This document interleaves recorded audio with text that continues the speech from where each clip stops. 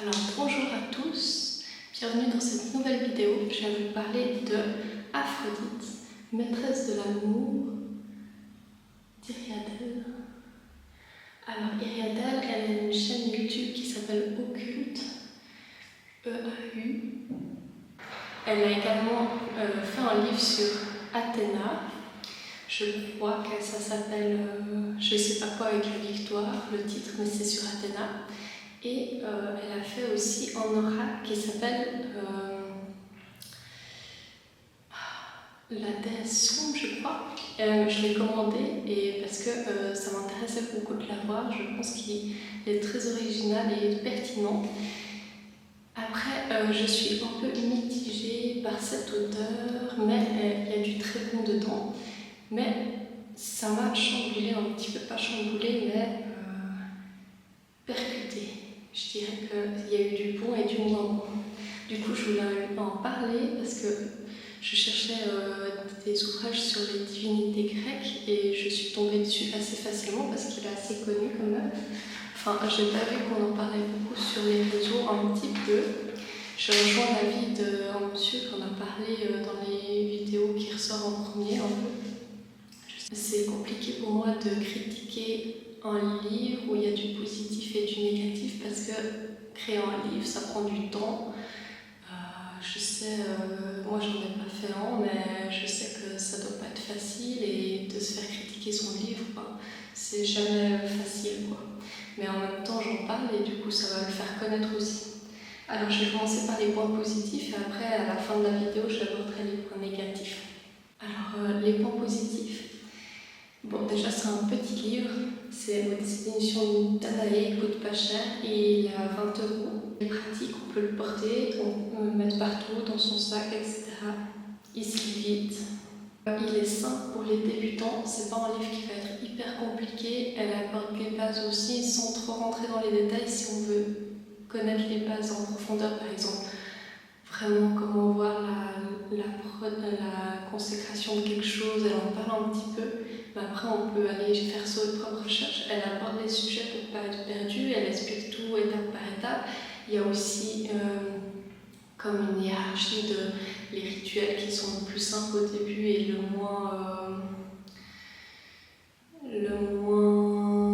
plus débutant au début dans la partie pratique. Donc c'est cette partie-là. Elle va graduellement. Toute la partie grisée, c'est la partie pratique.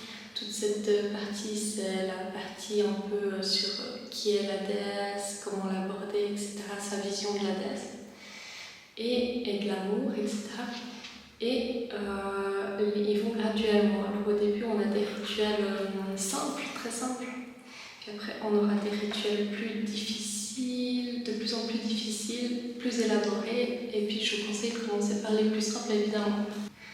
Les rituels, je les ai trouvés très bons. Ils sont très éthiques, ça va être sur l'amour, mais l'amour de soi, ça va être sur attirer l'amour,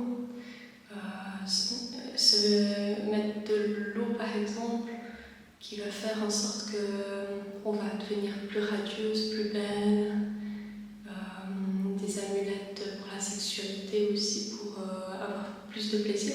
Elle me dit toujours d'en parler à son compagnon. Et du coup, le consentement hyper important.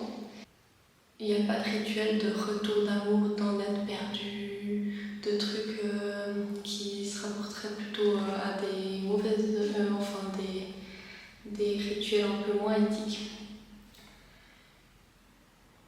Alors ça, je l'ai trouvé hyper bien. La partie pratique, j'ai adoré. La partie théorique, j'ai beaucoup moins aimé.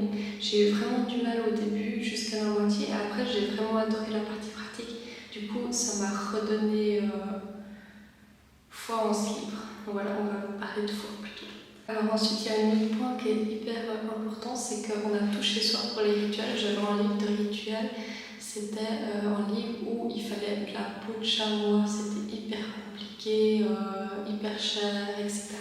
J'ai jamais fait les rituels, pour finir je l'ai donné ce livre parce que ça coûtait hyper cher, les ingrédients ils étaient trop compliqués à trouver.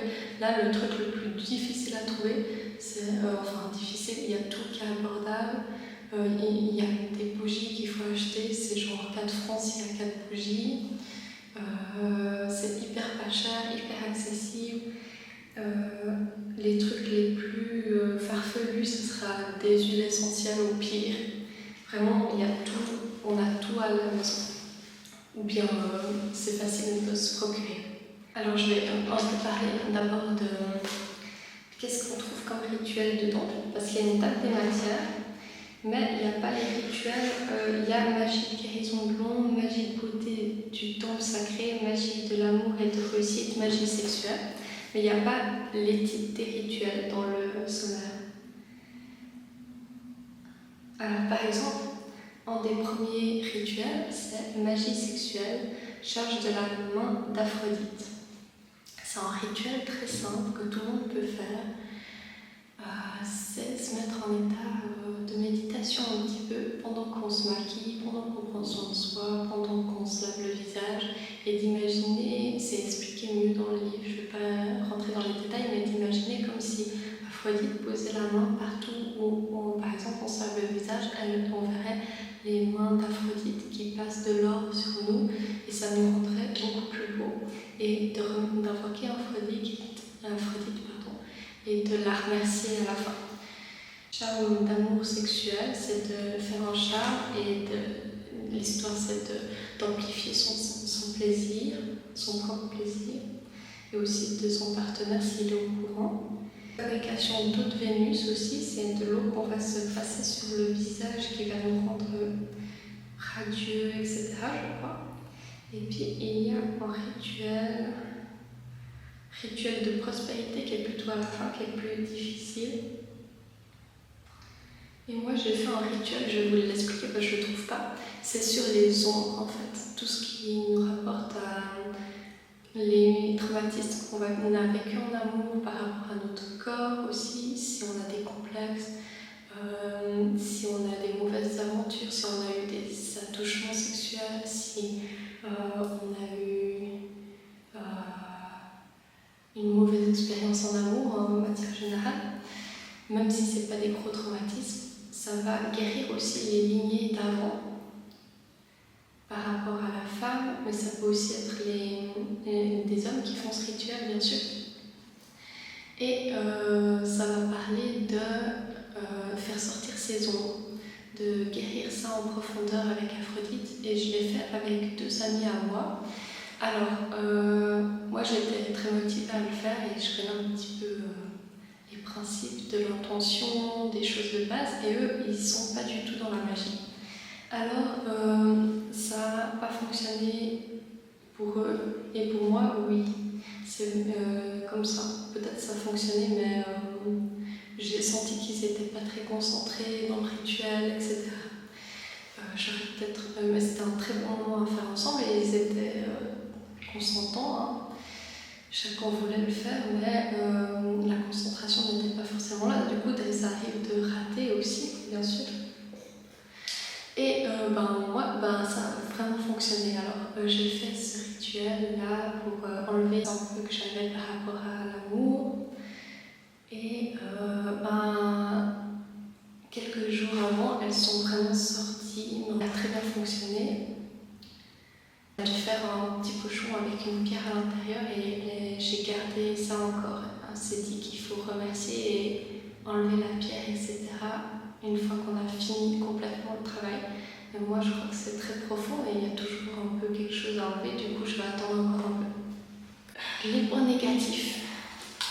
Je n'ai pas la même vision d'Aphrodite qu'elle. Du coup, je la vois beaucoup plus douce et elle la voit d'une façon assez guerrière quand même. Je la vois aussi un peu guerrière, mais il y a un côté féministe qui m'a beaucoup dérangée dans ce livre. Je ne suis pas féministe. Je pense que ça va choquer peut-être des gens, mais je pense qu'il faut respecter aussi les hommes.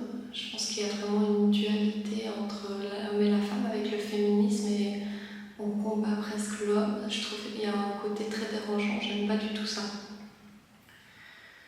Après, je ne suis pas du tout pour la femme dans le temps qui fait tout critiquer, humilier, pas du tout. Mais je pense que maintenant on est assez bien. Sa vision féministe, elle m'a beaucoup rebutée. C'est vraiment la première partie. J'ai vraiment du mal. Après, la vision de l'amour qu'elle a, il m'a beaucoup dérangée. Il m'a fait perdre foi en l'amour alors que c'est le sujet principal du livre. J'ai failli arrêter le livre, franchement. Et elle parle de la fidélité dans le couple. C'est très difficile de rester fidèle tout au long d'un cheminement amoureux, par exemple, tout au long d'une vie. Je suis pas d'accord avec ça. Ça m'a beaucoup perturbée. J'ai peut-être une vision aussi idéaliste un peu de l'amour. Je pense qu'on peut avoir un partenaire, être fidèle, avoir foi en l'autre. J'ai pas du tout adhéré à ça. Le livre, il a un côté pratique, il est un petit peu délicat, je m'attendais pas à ça en fait. Peut-être que vous savez comment c'est ces sortes de livres, mais moi je l'ai pris dans tous les sens, etc. Alors il s'est un peu décollé, je vais le réparer, mais si vous l'avez, il est quand même un petit peu fragile. La première partie, j'ai vraiment pas trop accroché, c'était vraiment difficile pour moi. La deuxième partie, elle était géniale, j'ai vraiment adoré. Du coup, pourtant je suis pas hyper côté pratique, j'aime beaucoup l'historique, aller en profondeur dans la réflexion, etc. Là, c'est l'inverse. Je vous le conseille évidemment, il est très bien. Comme je disais au début, elle en a fait sur Athéna, je ne sais pas si elle en a fait d'autres. Et il y a ses vidéos sur YouTube. Voilà, c'était mon point de vue, mon avis. Et j'espère qu'il vous a plu et qu'il vous a donné envie ou qu'il vous a donné matière à réflexion. À bientôt.